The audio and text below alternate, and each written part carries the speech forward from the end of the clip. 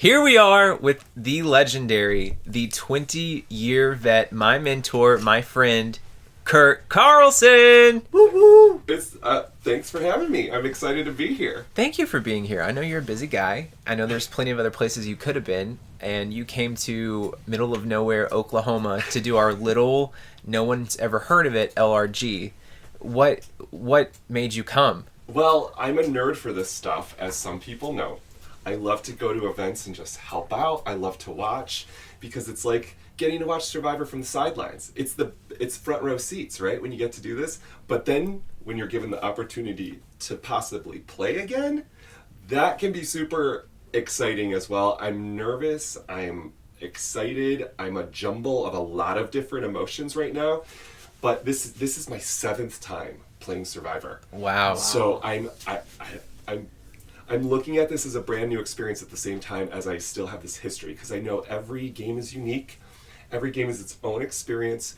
So I have to come into it with kind of fresh eyes, right? Because if I'm the same person I've been, how will that impact my future with a bunch of new people that I've never met before? Sure. And so this being your 7th time, so you've played 6 times. You've won twice. Correct. 4th place twice. Correct. Worst placement 8th. 7th. And then your other one 3rd. It was the final 2, and I was so upset. So statistically, you probably have one of the best track records in the biz. That's insane.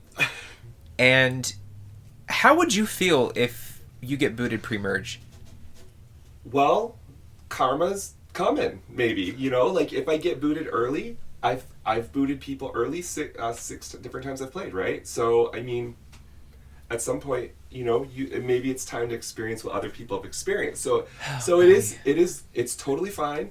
I'm going into it understanding that could be the case, but I'm going to definitely try everything I can to not be in that position. Well, I appreciate the good attitude towards that possibility. I would hate for that to happen to you, because you flew all the way here, almost missed the flight, that crazy mix-up. Yeah, it was like Amazing Race before playing Survivor. The flight got changed, the time, and then the city of the flight changed. And so it was really fun. It was like, okay, let's make this work. Let's make this happen. Let's go. And you did. You got here. I was telling my last hour of class, I was like, hey guys, we're not going to teach this lesson today because I have some stuff I have to get ready a little bit early, and got out of school, and we got the plane. Almost didn't get the luggage here too.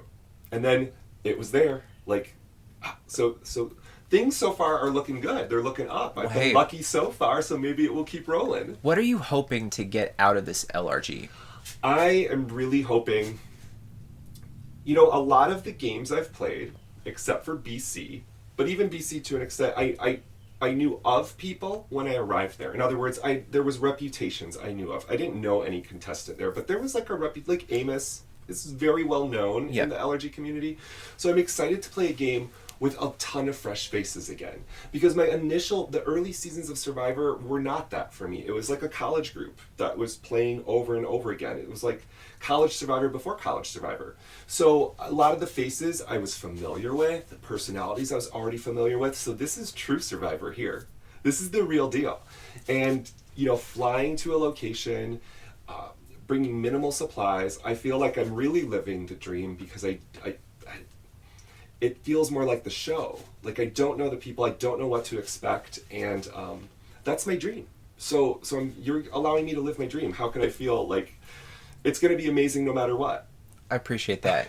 And you have done your homework. You've been studying like a maniac. Based on what you know now, because you just talked about the fresh faces, is there any sort of faces that you would love to work with, wouldn't want to work with? Anybody that kind of concerns you? Just talk about some of the players that you've been studying. So one thing I've realized with all of my games is I always connect with one person very closely, very tight.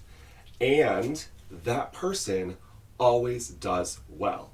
In fact, that person has either won or gotten to the finals or the finale day in every game I've ever played, including the Mole, including Amazing Race, like every game I've ever played. So I know that reputation doesn't precede me, but maybe I can kind of like bank on that. Like, I call it kind of my bro down alliance. And Justin, really, you were that as well. For sure. The two of us worked together. We both went deep in that game. Yep. You got to the finale. So watching this, there's a bunch of players I'm a little bit concerned about. I think they seem like excellent players. They know each other well. And for me to go far, I'm going to have to be able to wriggle in somehow pretty fast. And I think I'm pretty older than everybody else here as well, so I have to take that into consideration. But the person that reminds me of somebody I would hang out with, and this is just again from pictures, quick clips, narration, I love Peyton. I absolutely love him. He seems like somebody I would hang out with, like in real life. I don't know because I don't really know the personality yet, but I also like that he was considered the most improved player. For sure. And I see a person moving in that direction, upwards, somebody that I would prefer to work with than somebody moving in a different direction. His last time out here was a high for him. He played he was like dominant from start to finish. So I also think there could be some stuff out there that he needs help with because maybe it's so fresh. Maybe his past seasons are out there. Maybe he might need a new face, somebody that's like a new person to talk to. At least I'm hoping. I know he was in the Bros Alliance. I know he's got a lot of connections out there too. But if I just go off of face value, what I see, who would be my number one pick? It would be Peyton. Awesome. Well, Kirk, final thoughts before you go into Battle of the Best. I think there are some Mafia bosses in this game, and I don't think I'm a level 100 Mafia boss yet, so I definitely need to level up as soon as possible. I'm going to be watching these players like a hawk.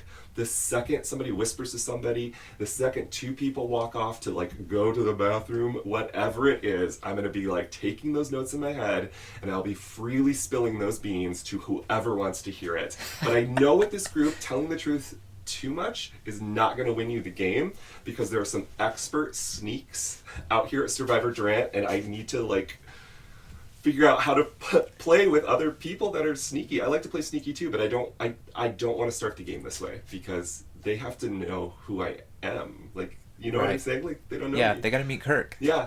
So I'm super stoked. I'm super nervous. And I can't wait to meet these. I definitely think that you have a great chance of fitting in because there's a lot of relationships there, some good, some bad. There's a lot of rivalries there. And so they might want a fresh face, and why not pick up a vet? Oh, I hope so. Jaira, that's right. Any questions for the legend? Oh, no questions, but I know that in the LRG community, Kirk, you have 2 titles, Legend and King, and I can't wait to see you succeed in the season. Thanks, man. I really appreciate it. I'm so stoked. I can't wait. Thank you so much for being here, Kirk. Right on. This concludes our pregame podcast and interviews. Good luck to everyone out there, and may the best man or woman win.